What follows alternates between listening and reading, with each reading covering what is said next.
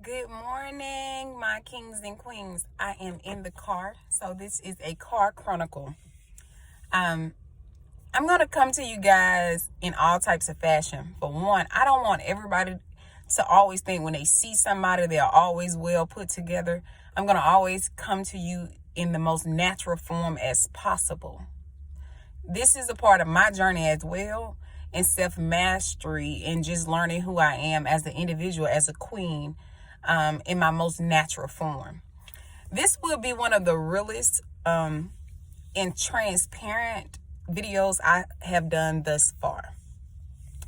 And that's admitting my own toxicity and how I got to where I built this company called Give. Give started for me about 8 years ago, maybe 9 years ago. I went through a very ugly divorce. In so many ways, it broke me. It reminded me of the absence of my father, and how him not being there created a hole in my broken soul.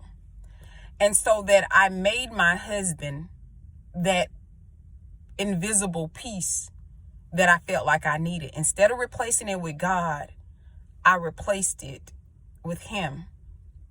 Although I would go to church, although I would pray, although I was on an intercessory team, although I was doing all these things for God, I made him my God.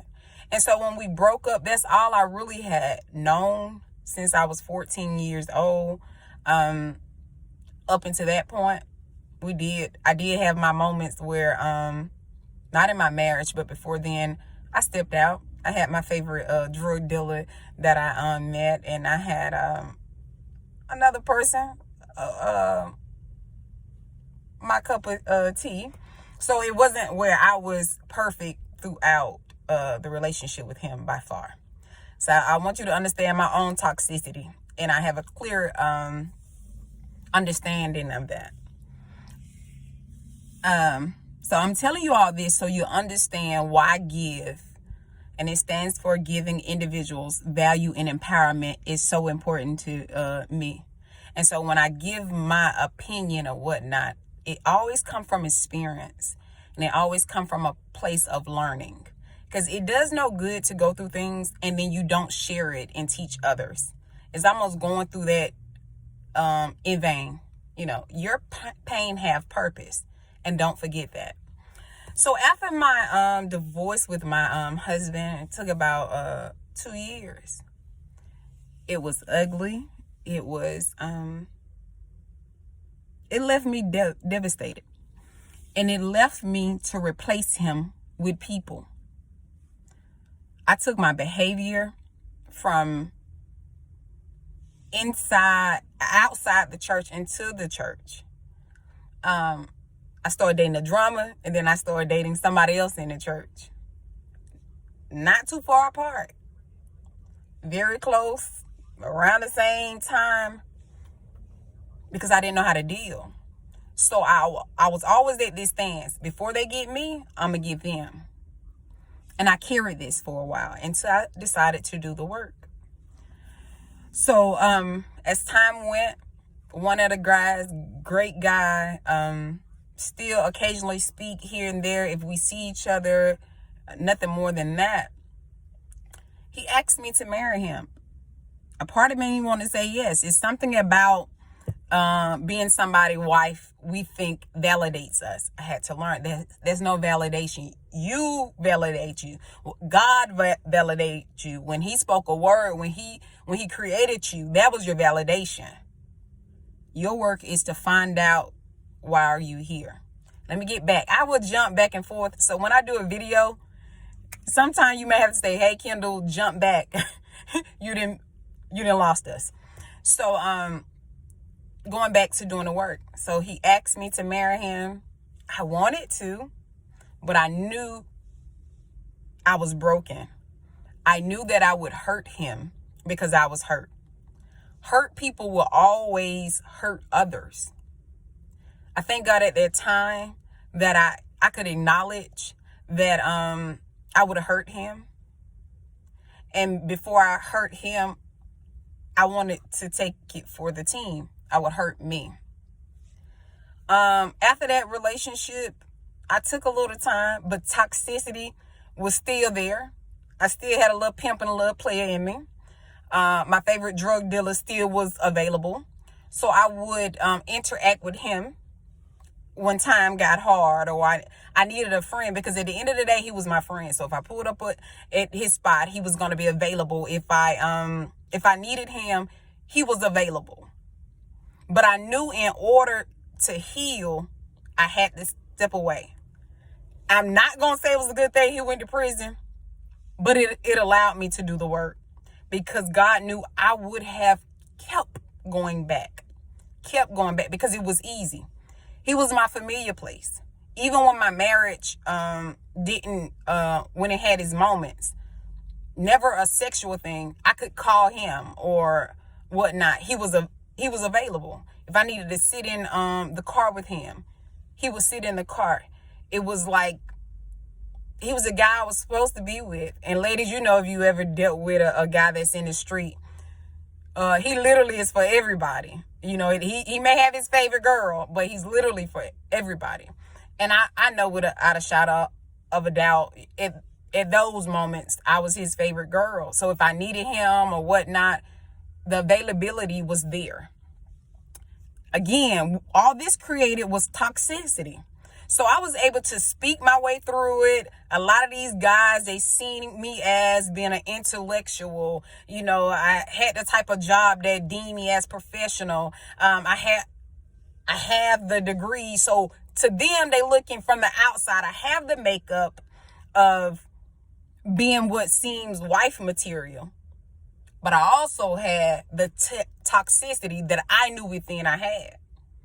And so in avoiding doing the work, I know I could call him, or I know if I give him a smile, then now I got another one on my team.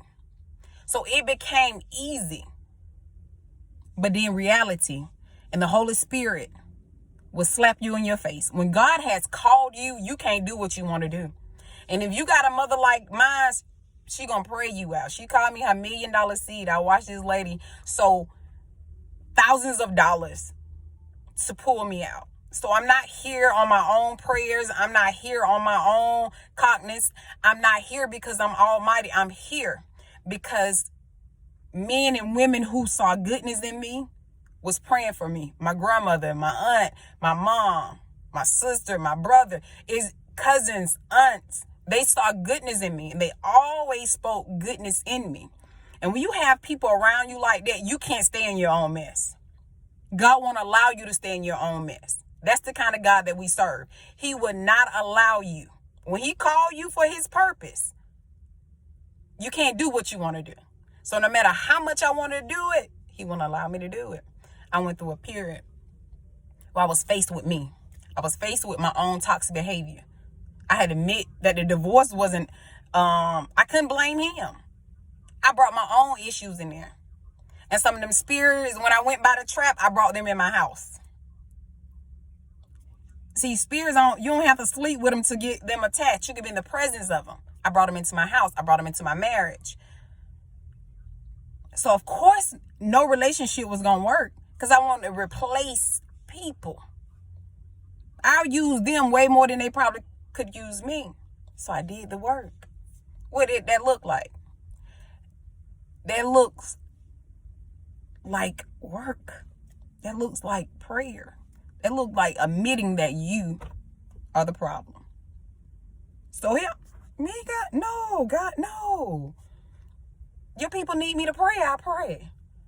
God, if your leader tell me to stand up here and do prayer call, I do it. Oh, if they need me to speak, Lord, I go. I'm the problem. God like, oh yeah, you the problem. I was stuck looking myself dead in the face. I got real. I wrote a book, and it was very transparent. I held on to that book like 5 years ago. I wrote it, and I know many of you guys are probably like, where's the book? I still have people ask me, where's the book? It was so much information in that book about me, I had to safeguard my kids. Now that my boys are older, they know me as a human, but they also know me as a change agent. They know nothing that I've been through is just a secret. Some things about me they would never know, because I do got to safeguard that I am their mother. But they also know that I'm human, and that my toxicity in relationship affected them too. Because you can't be toxic in one area and it not expose you in all areas. You got to be a fool to think that. You got to be a fool. That's the character trait. Your character is who you are. So if I'm bringing toxic over here, my kids were inadvertently affected. So now, no matter how awesome people saw me as a parent, I'm quite sure my kids can tell a different story. Like, hey, mama, when that didn't work and you yell, you was angry because of that situation. I don't blame my father for the decision I started to make, because I got to a point where I made those choices free willing. Yes, my father going to prison and all that did something to me. But also, the more that I learned, the more that I educated myself, I had a level of responsibility in my own decisions that I made. So fast forward, 2013, I did the work, y'all. It was crazy. I had to let my black book go.